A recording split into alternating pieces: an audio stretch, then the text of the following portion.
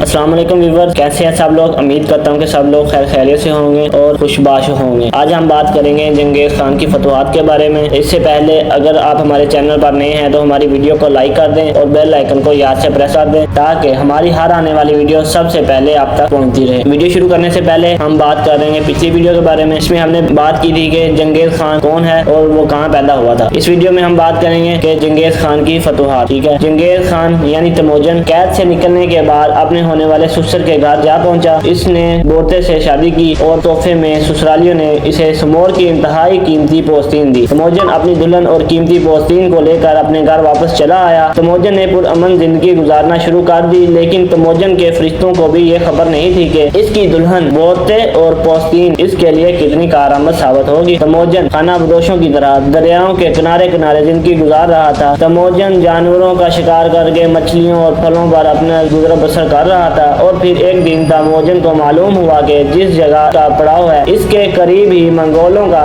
ایک طاقتور قبیلہ کرائت کا بھی پڑاؤ ہے۔ کرائت قبیلے کا سردار تغرل تھا جو اونگ خان کے نام سے مشہور تھا۔ تغرل اور تموجن کا باپ بہت گہرے دوست تھے، اور پھر تموجن نے اونگ خان سے ملنے کا فیصلہ کیا۔ جاتے وقت تموجن نے سسرالیوں سے ملی ہوئی سمور کی قیمتی پوستین بھی ساتھ رکھ لی، اور اونگ خان کے پاس پہنچ کر اس نے پوستین کا تحفہ پیش کیا اور اپنے باپ کی پرانی دوستی یاد کروائی۔ پرانے دوست کے بیٹے کو مل کر اونگ خان تموجن کا اتحادی بن گیا۔ وہ پوستین کے تحفے سے اتنا خوش ہوا کہ اس نے تموجن سے کہا کہ میں اس کے بدلے میں تمہارے بکھرے ہوئے قبیلے کو واپس تمہاری سرداری میں لاؤں گا۔ تموجن اونگ خان کے کیمپ سے واپس چلا آیا۔ تموجن بہت خوش تھا اور اسے یقین تھا کہ جلد ہی اسے اپنے قبیلے کی سرداری بھی مل جائے گی اور اسے در بدر بھٹکنا نہیں پڑے گا۔ لیکن واپسی کے چند دن بعد ہی اس کے ساتھ ایک خوفناک واقعہ پیش آیا جو اس کی انا کے لیے بہت بڑا جھٹکا تھا۔ ایک روز صبح سورج نکلنے سے پہلے جب تموجن اور اس کے گھر والے پوری طرح نیند سے بیدار نہیں ہوئے تھے کہ نیند سے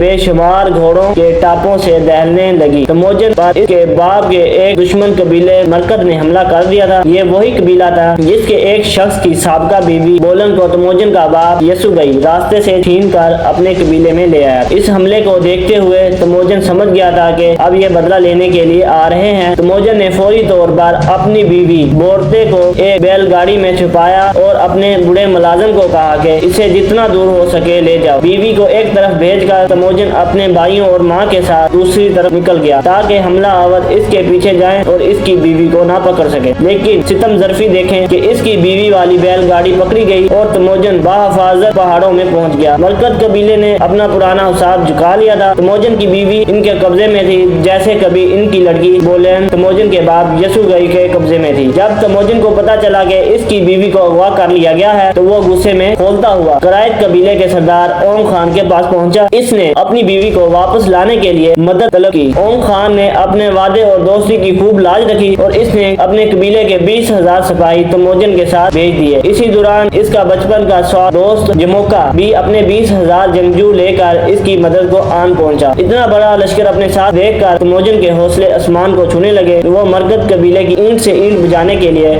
اسے تلاش کرنے لگا۔ تلاش کرتا ہوا جنگلوں اور میدانوں کو ماپنے لگا۔ وہ قبیلہ بھی ایک خانہ بدوش قبیلہ تھا، ایک ٹھکانہ تو اس کا تھا نہیں، تو یہ لشکر بھی اس قبیلے کا تعاقب کرتا ہوا 400 کلومیٹر دور سائبیریا تک جا پہنچا، جہاں تک کہ ایسی جھیل آ گئی جو دنیا کی سب سے بڑی میٹھے پانی کی جھیل ہے۔ روس میں واقع یہ جھیل دنیا کے سب سے گہری جھیل بھی ہے۔ اسے انمول میٹھے پانی کی جھیل کے کنارے پر تموجن نے مرکد قبیلے کو دیکھ لیا۔ اس نے رات کے وقت اچانک حملہ کیا۔ بہت سے لوگ تو اتنا بڑا لشکر دیکھ کر ہی بھاگ نکلے، جو باقی بچے وہ چاروں ناچار مقابلہ کرنے لگے۔ تلوار و انسانی چیخوں اور گھوڑوں کی ٹاپوں کا ایک شور قیامت برپا ہوا، اور اس ہنگامے کے بیچ میں تموجن دیوانہ وار آوازیں دے رہا تھا، بورتے بورتے بورتے۔ لیکن ستم ظرفی دے تو دیکھیں کہ بورتے کو علم ہی نہیں تھا کہ حملہ کرنے والے اس کے اپنے قبیلے کے لوگ ہیں، اور تموجن اس کے ساتھ، اس لیے وہ بھی باقی لوگوں کے ساتھ ایک چھکڑے پر سوار ہو کر بھاگ رہی تھی۔ لیکن پھر جب اس کے کانوں میں تموجن کی آواز پڑی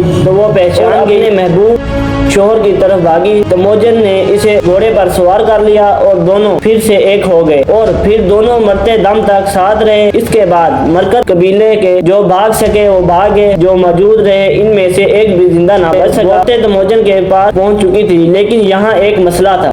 اس کے بارے میں ہم نیکسٹ ویڈیو میں ڈسکشن کریں گے۔ تب تک کے لیے اجازت دیں۔ اللہ حافظ۔